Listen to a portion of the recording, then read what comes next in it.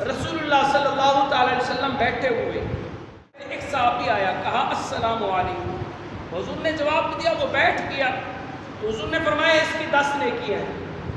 دوسرا آیا، کہا السلام علیکم ورحمۃ اللہ، تو حضور نے جواب دیا، وہ بیٹھ گیا، حضور علیہ السلام نے فرمایا اس کی 20 نیکیاں ہیں۔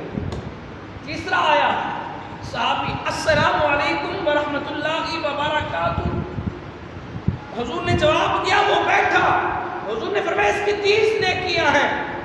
چوتھا صحابی آیا، اس نے کہا السلام علیکم ورحمۃ اللہ وبرکاتہ ومغفرتہ، حضور نے جواب دیا، وہ بیٹھا، حضور نے فرمایا اس کی 40 نیکیاں ہیں۔ اب کتنا وقت لگا، کتنا ٹائم لگا سلام کرنے میں؟ السلام علیکم ورحمۃ اللہ وبرکاتہ ومغفرتہ، تو جو لفظ کا اضافہ کرتا گیا، السلام علیکم، تم پر سلامتی ہو، ورحمۃ اللہ، اور اللہ کی رحمت ہو، وبرکاتہ، اور اللہ کی برکت ہو، ومغفرتہ، اور اس رب کی طرف سے تمہیں بخشش کا انعام ہو۔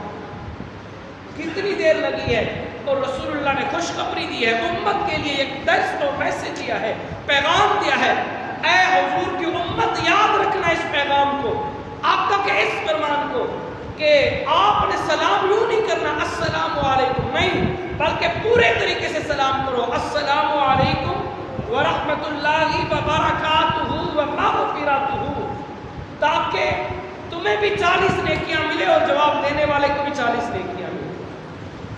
لیکن کتنی دیر لگی، مفت کی نیکیاں مل گئی۔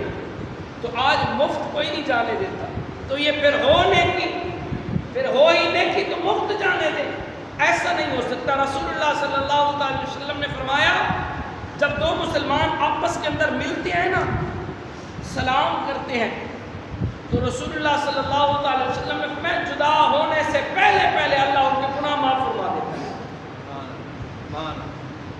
اب دیکھیں کتنی بڑی بات ہے، رسول اللہ نے فرمایا سلام جب کرتے ہو نا، مصافحہ کرتے ہو، ہاتھ ملاتے ہو، ایک دوسرے کے ہاتھ میں ہاتھ دیتے ہو، رسول اللہ نے فرمایا یہ ہاتھ بعد میں جدا ہوتے ہیں، اللہ تعالیٰ اس کا جو ہے گناہ تمہارے پہلے معاف فرما دیتا ہے۔ تو کیوں نہ ہم سلام کو عام کریں؟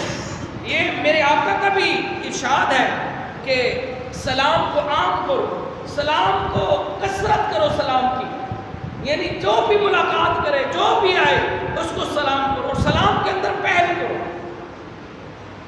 رسول اللہ صلی اللہ علیہ وسلم نے فرمایا سلام کے اندر بھی پہل کرو، پہل کرنے والے کے اندر تکبر